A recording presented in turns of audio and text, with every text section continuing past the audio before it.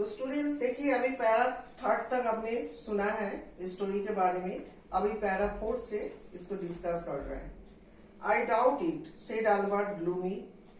I don't think I shall ever pass the exams for the school diploma. मतलब अपनी दोस्त से उसका बात हो रहा था जिसका नाम था Yuri. He told his cousin Elsa the same next time she come to Munich. Normally, she lived in Berlin, where her father had a business. I am sure you could learn enough to pass the exams, Albert, if you try, she said. I know lots of boys who are much more stupid than you are, who get through. They say you don't have to know anything, you don't have to understand what you are taught. Just be able to repeat it in the exams. That's the whole trouble, said Albert. I am not good at learning things by heart. You don't need to be good at it. Anyone can learn like a parrot. You just don't try. And yet, I always see you with a book under your arm, added Elsa. What is the one you are reading? A book of geology. Geology? Rocks and things. Do you learn that? No. We have hardly any science at your school. Then why are you studying it? Because I like it. Isn't that a good enough reason? Elsa sighed. You are right, of course, Albert, she said, but it won't help you your diploma. Apart from books on science, his only comfort was music, and he played his violin regularly until his landlady asked him to stop. That wailing gets on my nerves, she said. There's enough noise in this house with all the kids howling.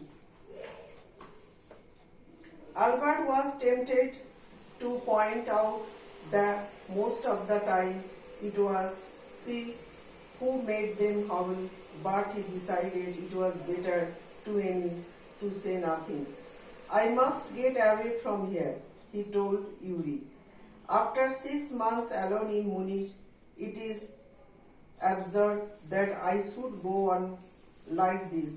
In the end, it will turn out I have been wasting my father's money and everyone's time. It will be better for all if I stop now.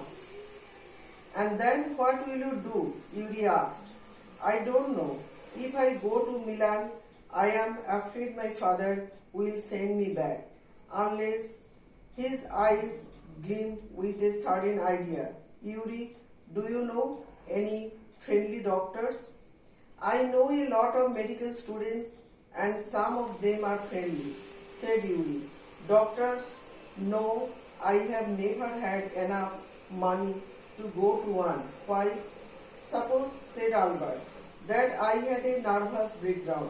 Suppose a doctor would say, let's bad for me to go to school and I need to get right away from it. मुझे इसमें शंका है, Albert ने निराशा से कहा। मैं नहीं सोचता कि मैं कभी स्कूल डिप्लोमा की परीक्षा पास कर पाऊंगा। उसने अपनी चचेरी बहन एल्सा से वही बात कही जब वो अगली बार म्यूनिख आई हुई थी। सामान्य रूप से वो बर्लिन में रहती थी, जहाँ उसके पिताजी का व्यवसाय था। मुझे विश्वास है तुम परीक्षा पास करने लायक सीख सकते हो अल्बर्ट, यदि तुम कोशिश की, उसने कहा। मैं बहुत से लड़कों को जानती हूँ जो तुमसे भी ज्यादा बेवकूफ है, जो सफल हो जाते हैं। वे कहते हैं तुम्हारे पास जानने को कुछ भी नहीं है, तुम्हें जो पढ़ाया जाता है तुम्हें वो समझना नहीं है, बस इसे परीक्षाओं में दोहराने योग्य होना चाहिए। यही तो मुश्किल है, मुसीबत है, अल्बर्ट ने कहा। मैं बातों को रट नहीं सकता।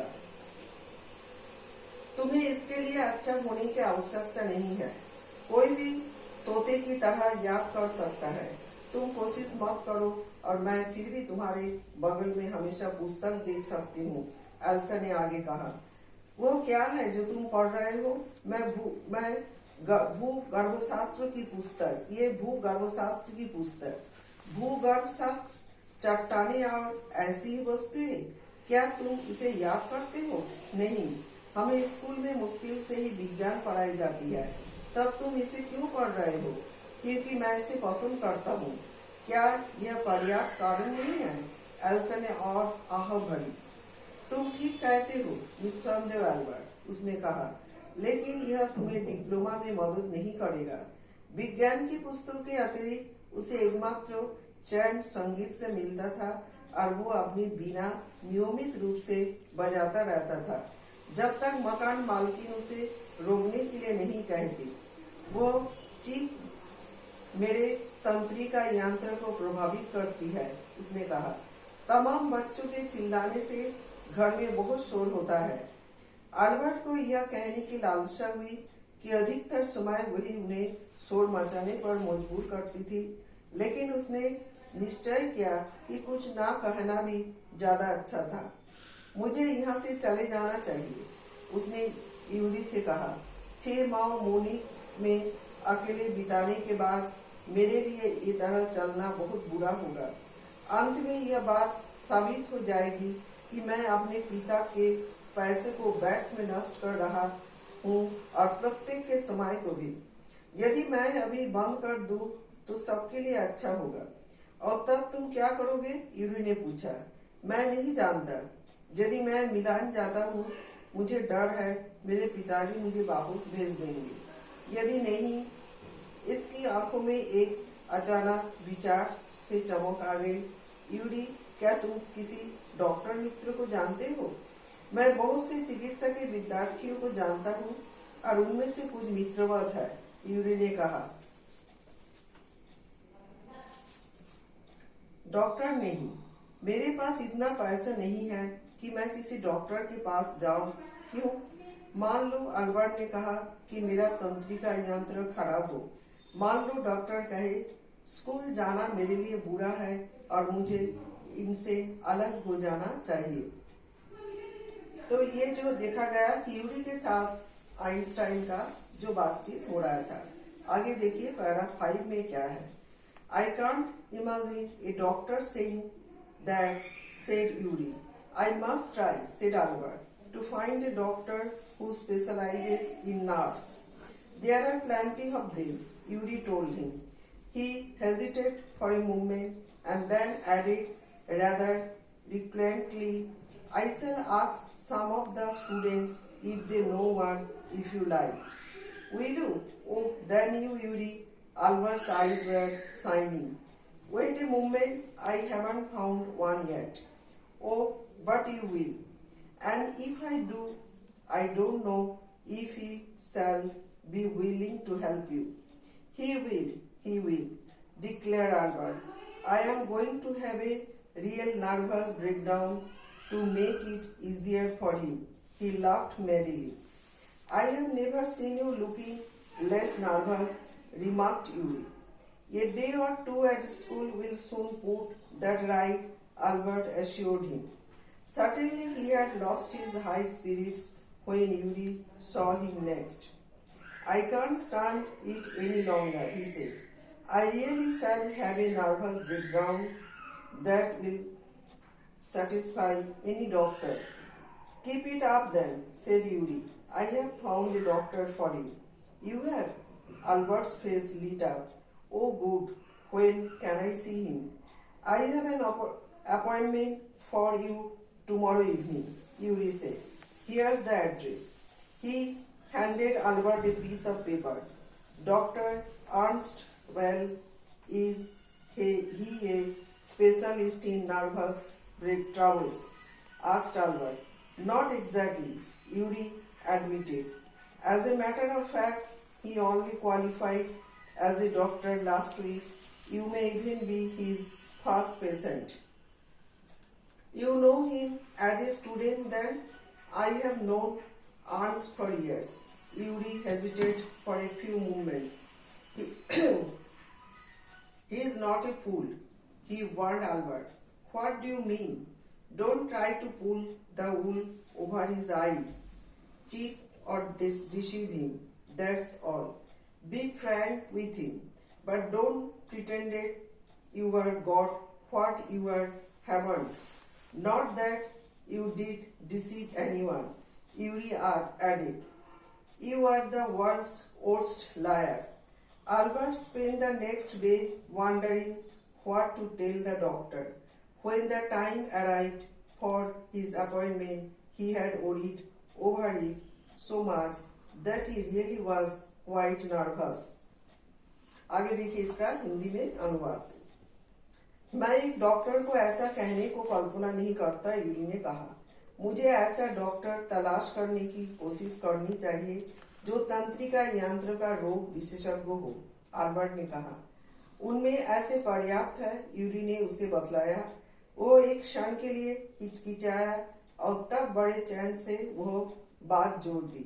यदि तुम चाहो तो मैं कुछ विद्यार्थियों से पूछूंगा यदि वे किसी को जानते हो। क्या तुम पूछोगे? ओह धन्यवाद यूरी, अल्बर्ट ने आंखें चमक रही थी। एक क्षण इंतजार करो, अभी तक मुझे कोई डॉक्टर नहीं मिला।